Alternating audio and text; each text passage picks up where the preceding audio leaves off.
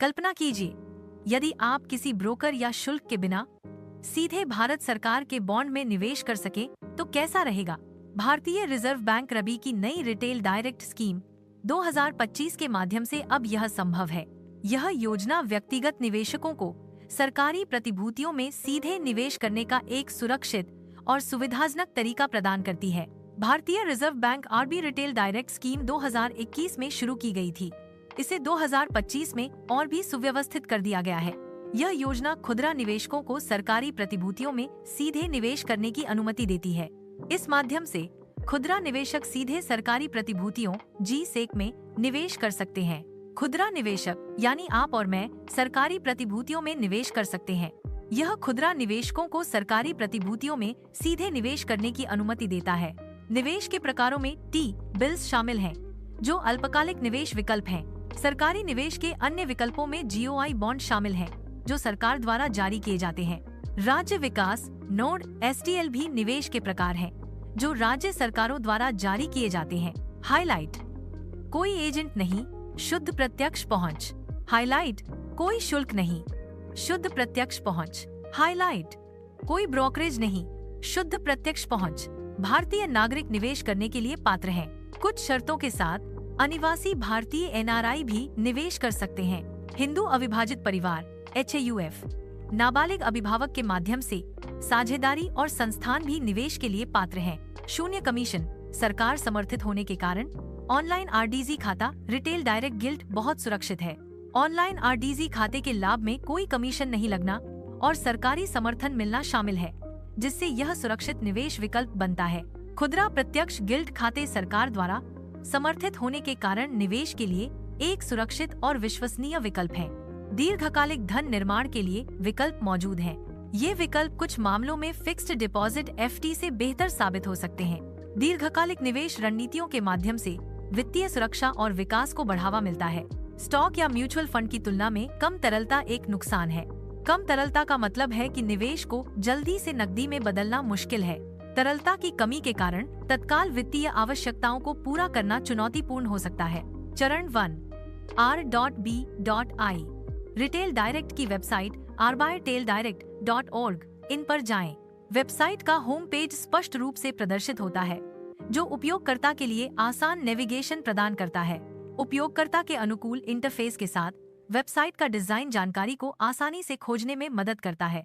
चरण 2, वेबसाइट पर retail direct खाता खोलें बटन पर क्लिक करें। यह क्रिया आपको खाता खोलने की प्रक्रिया शुरू करने के लिए अगले पृष्ठ पर ले जाएगी। सुनिश्चित करें कि आपके पास सभी आवश्यक दस्तावेज और जानकारी तैयार है।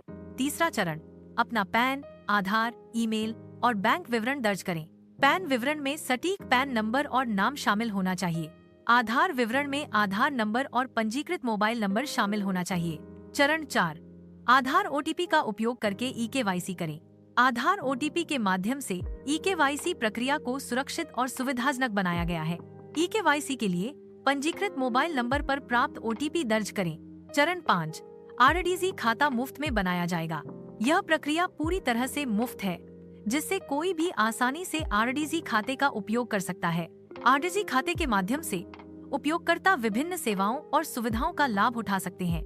चरण 6, जी-सेक नीलामी में भाग लें। वैकल्पिक रूप से द्वितीयक बाजार से जी-सेक खरीदें।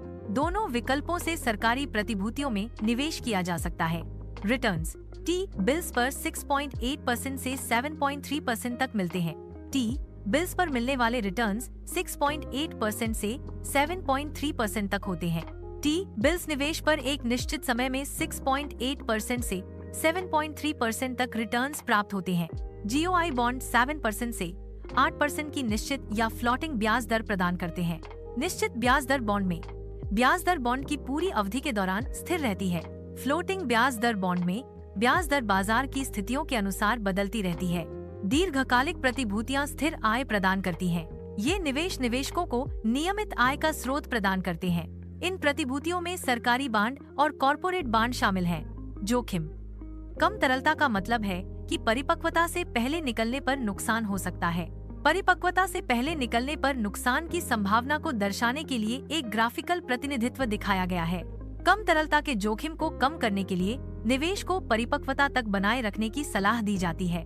ब्याज दर जोखिम तब होता है जब आरबीआई रेपो दर बढ़ाता है। ब्याज दर बढ़ने पर बॉन्ड की कीमतें नीचे जाती हैं।